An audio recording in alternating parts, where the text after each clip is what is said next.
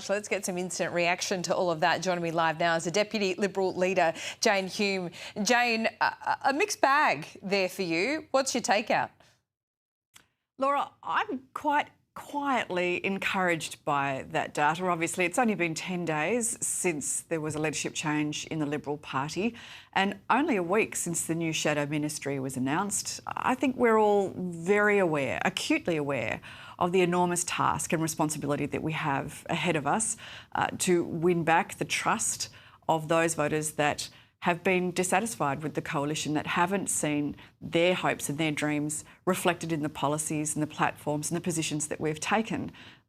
But I think even a slight bump is something that we would be encouraged by. Now, do we live and die by any individual poll? Absolutely not. What's most important is what it is that we're hearing on the ground. And can I tell you, in the last week that I've been out and about around the country, the response that Angus Taylor and I have had and that the whole team have had has been very encouraging indeed. People are aggrieved, and that's why they have parked their votes elsewhere, particularly with a party of grievance like One Nation. They're rightly aggrieved because they've seen their standard of living go backwards by a record amount, harder and faster than any developed nation around the world, just in the last 4 years alone. And they want to see change. That's what the coalition will be presenting to them at the next election, a credible and viable alternative, a party in which they can entrust their vote.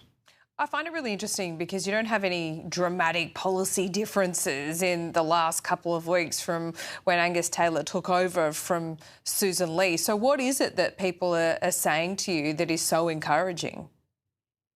I think Angus Taylor's message that our objective is to restore Australian standard of living and to protect their way of life is something that resonates with Australians. As I said, they've seen their standard of living go backwards so far. They've felt poorer under Labor because they've seen inflation rise, interest rates go up, the cost of food, medicine, mortgages and rents go up. And they can't see what policies that Labor is presenting today that are going to make a real difference to that. They want to see a change. They want to see better times ahead, particularly that younger generation that can only ever see deficits as far as the eye can see and now about $1 trillion in debt just around the corner that it's going to be their responsibility to pay for. They want something else. They want a different alternative, and that's exactly what the new coalition lineup is going to deliver.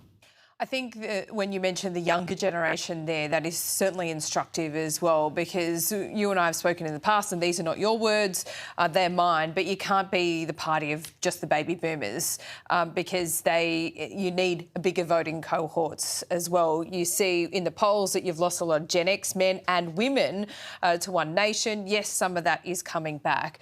But when we talk about the tax principles, I think the important mea culpa from Angus Taylor the day he took over was leader about, making that mistake before the last election by opposing tax cuts that the Labor Party put forward. That was absolutely a wedge, kind of a trap that you fell into, I think. I think the next test here is going to be CGT reform. All indicators are that Jim Chalmers is going to do something on the capital gains tax discount in the budget. I don't expect you, Jane, to tell me whether you oppose or support that move, but what are the guardrails here? What are the principles in which you would support that? Because I do note that Tim Wilson did make the case a couple of years ago for winding that back. I think the principles are very clear. If you tax something, you get less of it. If you tax housing more, you'll get less housing, not more housing. We want to see more houses built, not fewer houses built. And we want to see more people investing in residential property, not fewer people investing in residential property. Labor have talked a big game on housing and yet have failed to deliver anything like their promised housing commitments. So you disagree with if you tax something more, well, let's see what it is that Labor come up with. But I'll be straight with you.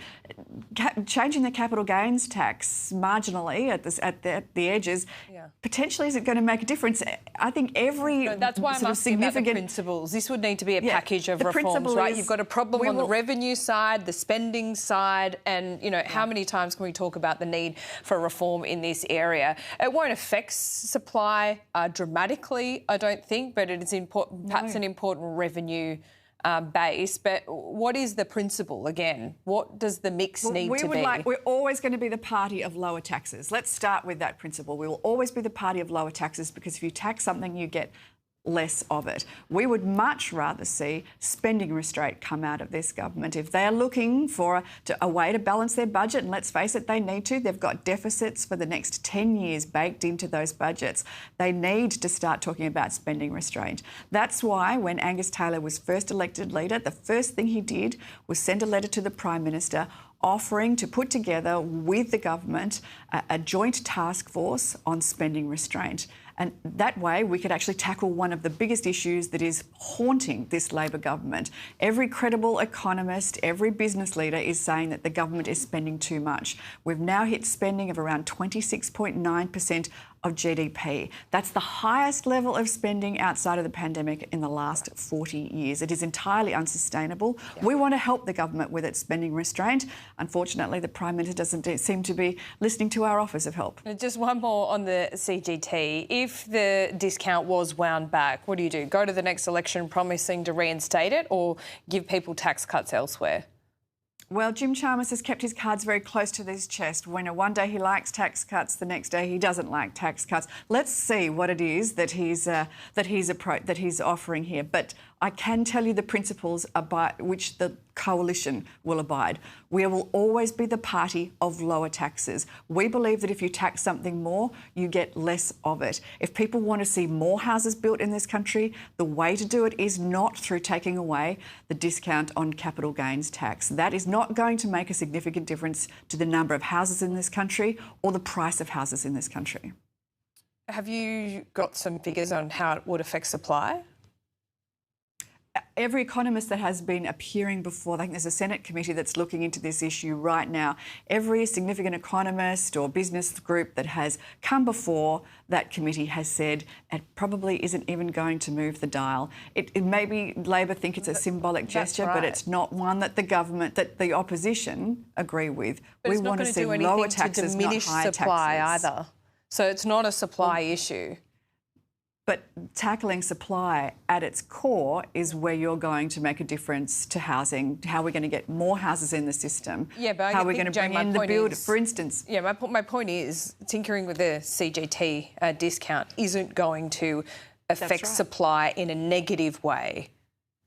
But it isn't going to affect supply in a significantly positive way either. And yet, potentially this government or the alternative government more revenue perhaps to spend in other areas that might affect supply. So, you could have some kind of... The best way to have more revenue is to control your expenditure restraint. If you want to deliver more promises to Australians, whether it be through tax cuts, whether it be through housing programs, if you can restrain your spending in other areas, something that this government has failed to do at every opportunity, well, that's how you get more revenue. If we want to see a more balanced budget, if we want to see a smaller public sector and a thriving private sector, spending restraint is the first step to that. It's not going to happen through taxing people more. We're already a highly taxed nation. This is simply tinkering at the edges. It's a symbolic issue. We do not want to see a change to the discount on capital gains tax if it's not going to make a difference to housing supply, and all it's going to end up doing is taxing Australians more. OK, so this is a no-go area, even with a package of reform attached to it. Is that right? No one has demonstrated that whatever it is that's being floated now is going to make a difference to housing supply. If you're coming up with your own policy agenda, would you touch CGT as part of a broader package of reform?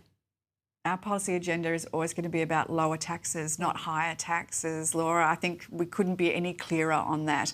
The Liberal Party and the Coalition will always be a party of lower taxes. OK, but is it the quantum or is it a single tax? I mean, because you could tinker with the discount and then lower taxes elsewhere.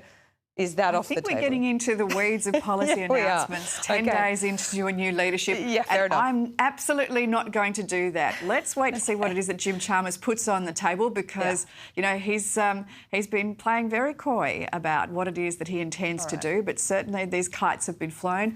We will be the party of lower taxes. We do not want to see changes to capital gains tax discount because it will result in fewer houses not more houses. And we want more houses built. Okay. I'd like to see the evidence on that. But let's talk about expenditure, because the Prime Minister has asked his ministers, the Razor Gang, they're called around budget time, to find billions of dollars in savings. How much as a total quantum of savings do you think needs to be found in this budget alone, whether it's this year or over the forward estimates? Well, this is the $57 billion question, isn't it, Laura? I mean, let's face it, that's the budget black hole that was admitted to by Treasury officials at the last Senate estimates. This is a government that has claimed to be fiscally responsible, that has claimed to make sensible savings, but in fact all it's done is reallocated those savings to higher and higher expenditure. And the data makes that very, very clear. Now, I'm thrilled that the Prime Minister has come out and said, let's look for let's look for savings, but it probably is too little too late. We are already now, as I said, at the highest level of expenditure in the last 40 years outside of a pandemic, 26.9% of GDP. That's an entirely unsustainable level that is simply going to increase the deficits, it's going to increase the debt, and it's going to be future generations that pay for it. Now, we have offered our help. We have said that if the government can find sensible reforms, sensible changes to expenditure, then we will assist with that. But the government hasn't taken up our offer. I'm not surprised. We will see what happens, though. Jane Hume, I finally just want to ask you about this threat, apparent threat that was made against the Prime Minister last night. He was evacuated from the lodge, moved to a secure location. There are an increasing number of threats against politicians. We saw someone arrested last week for making threats against Jim Chalmers, and it's not just ministers of government. This has happened right across the board, and I think it has been increasing for quite some time. What is the responsibility of you, all politicians, even us in the media, to bring the temperature down, or are we on this path now to this Americanisation? I genuinely hope not. I heard your interview with Julian Hill before, and there's a lot of things I disagree with Julian Hill on, but this is one of them. One of, I think, the most satisfying features of Australian democracy is the ability for those that represent Australians to be among them all the time without fear of violence or retribution. This is a country that is built on civilised debate. That's how we get policy outcomes, not through violence and not through threats. I'm very pleased to hear that the Prime Minister is safe and well and that the threat came to naught. I hope we see fewer of them. Jane Hume, great to talk to you today. Thanks so much. You too, Laura.